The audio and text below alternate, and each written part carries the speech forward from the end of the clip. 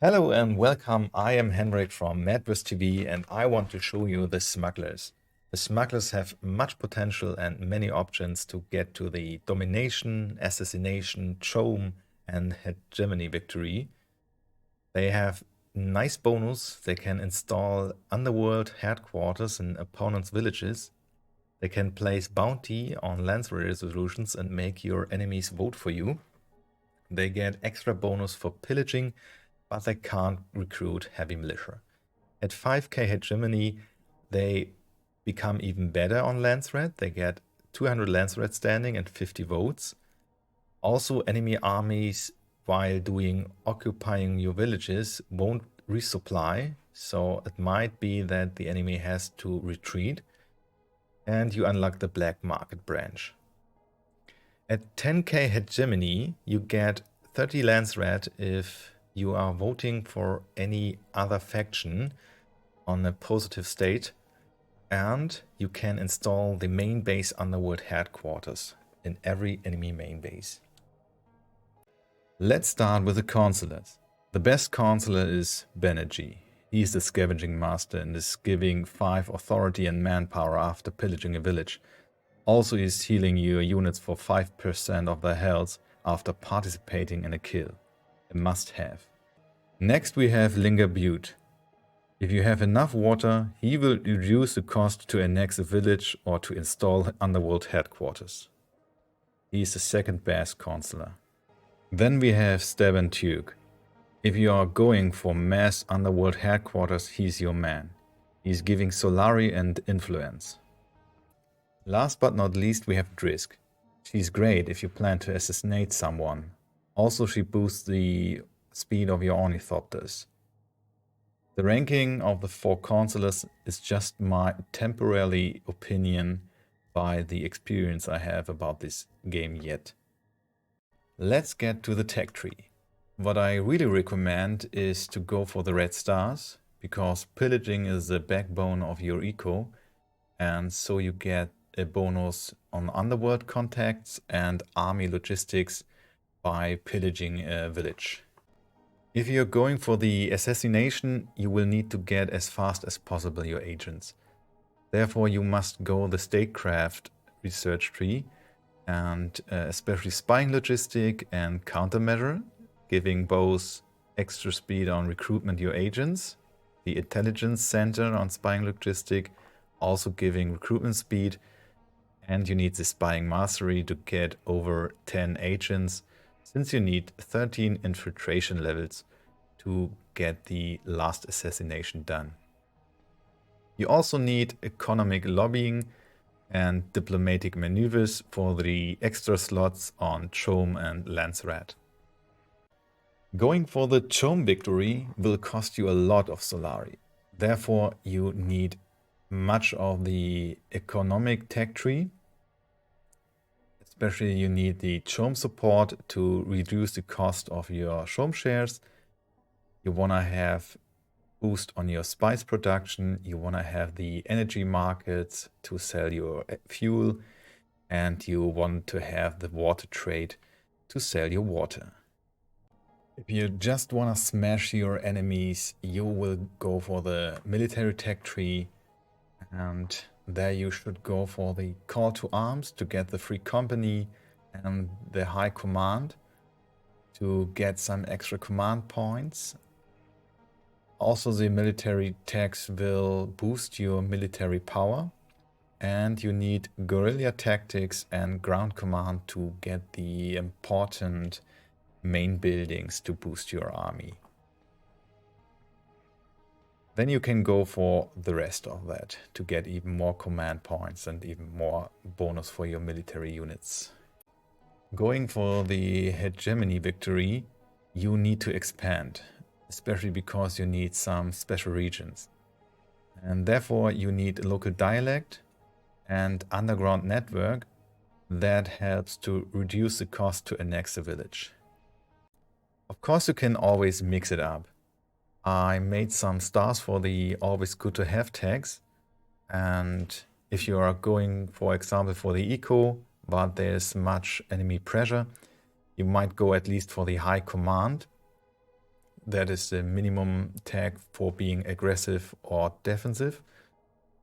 If you're going for military but you lack an eco, you might go at least for the economic lobbying. Intelligent networks, buying logistic are always nice to have for the agents and for more operations. And of course, you can always go for the water trade and the energy markets for the eco. And if you are in a team game or you have many treaties, then the Underworld bribe would be perfect for you because it gives you the embassy, and this will boost enormous your eco if you have some treaties.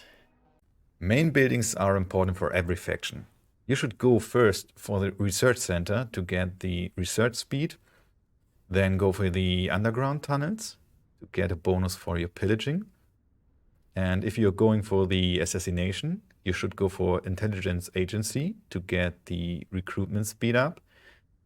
If you're going for hegemony, you should go for the administrative hall for extra authority and hegemony. If you're going the military way, you need these 3 buildings, the command post for the extra command points, the barracks for the upgrade for the units, and the recruitment center for extra manpower and extra training slots. For the Chome victory, you need the Chome branch, and you can go for the harvester works or the water trading building, the recycling vets. Make sure you go for the same type of buildings per district to get the bonus here. You have many possibilities if you are upgrading your Underworld Headquarters. You can go for 2 extensions, and you can go for economy, military, and statecraft. You should have at least 1 economy building or extension in every village, except for the village you want to attack. You should go for the bootleg market if there is at least 2 of the 3 resources you can get: Solari, spice, and water. In this case, we have spice and water, and so the bootleg market is worth it. If there's only 1, you should go for the trafficking station, and that gives you 2% Solari production for you and your allies. It's also very great in a team game. Also great for a team game is the Workers Guild. There you can boost the villages of your ally. If you are planning to attack your enemy, there are 3 good options you could choose from. First of all, there's a back alley doctor that gives you regeneration for your units. There's the clandestine scouts, get 10% extra power. And if there are strong militia units in that village, you can go for the hidden explosives, and you can damage all of the militia units in there. For example, if there are 4 veteran militia units. Last but not least, we got the statecraft, and there we have the spyware. This will give you extra developments, but it's pretty random since you don't know what your other players will go for. You got the enrollment station, and this will help you to recruit faster agents, and this is very important for the assassination build, and you should go for many of that extensions on the other players. If you have enough agents and you're going to start the assassination, you should go for the Whisperer's Lair, and this will help your agents not to get captured. And this is a little bonus for your land threat, but not that important. If you reach 10,000 hegemony, you can go for extensions on the main building of the enemy. You can go for economy in the contraband hub. This will help you pillaging the villages of the player. Not that important. The spice traffickers will help you to get some extra spice if he has many spice fields. And the important building here is the laundering network, and you get 30 Solari for a full district for each building in that. Not in our case, because he has only 1 building in that district. The military buildings are hidden exclusives. This is very important if you're going to assault the main building. Beacon network will get you extra armor for your units in the territory. And the better thing is the weapon dealers. This will give you 3% extra military power for each building in one district. In this case, 3% extra power. The statecraft gives you Whisperer's Hub, and this is very important. If you go for the assassination, your agents will escape much faster, and you get an extra infiltration level, and you get them even faster. Scheme Lodge gives some extra intel, and Activist Headquarters gives you more influence. Let's go to the military units of the smugglers. The combat drone have been nerfed last patch, and so it's more important to mix up your army. You want to have a strong front line with scavengers and free company. Behind them you want to have some snipers and some wreckers if you're going to destroy an enemy main building. The ships are not that strong from the smugglers, but a Banshee can be pretty nice in defense. If you attacking enemy units, they will lose supply and maybe they have to retreat, especially because the smugglers have a special trait that the enemy army can't resupply on your villages after 5k hegemony. You want to have some gear sabotage and supply drop in your pocket. Poison the reserve is also pretty strong if you want to make an enemy army to retreat. And the pillage rate has been nerfed, but can be distracting for the enemy and can pillage some resources. Defense sabotage is important if you want to destroy an enemy main building. Yeah, now some tips you should have in mind. Information are very important. You need to scout your enemy. You can do it with the smuggler by Underground Headquarters, and you can see the army here, or you can do it by your ornithopter. It's up to you. And the most important thing is, as smuggler, you have to pillage as much as you can. That's why I have some neutral villages around me and I didn't take them over, so I can constantly pillage them.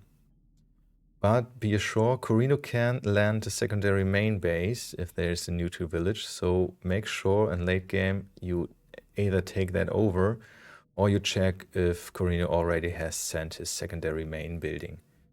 Also make sure you have a military base close to your enemy and get the 10% extra bonus damage for your units. So in the end, I want to tell you about the Assassination for the smuggler. It's the second best faction for doing that job after the Harkonnen. You also need 13 infiltration levels, Hierarchist 2, Spacing Guild 2, Chome 3, Lanceret 3, and 3 on the faction you want to eliminate. Smuggler only needs to put 2 agents there because he has the bonus of the extension, the Whisperer's Hub.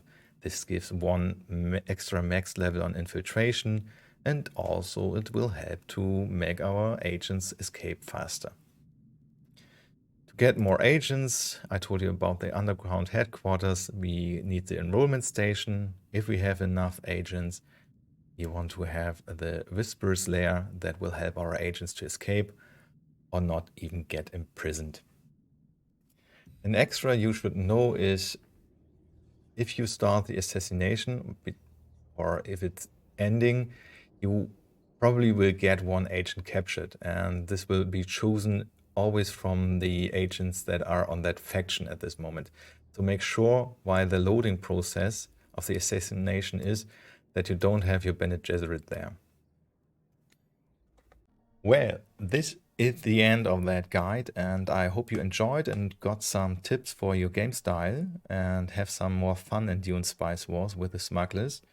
If you have any questions, I'm happy to answer them, and if you have some tips, well, will try to put them in this video, and I hope we see us in Dune Spice Wars. Good luck, have fun, bye bye.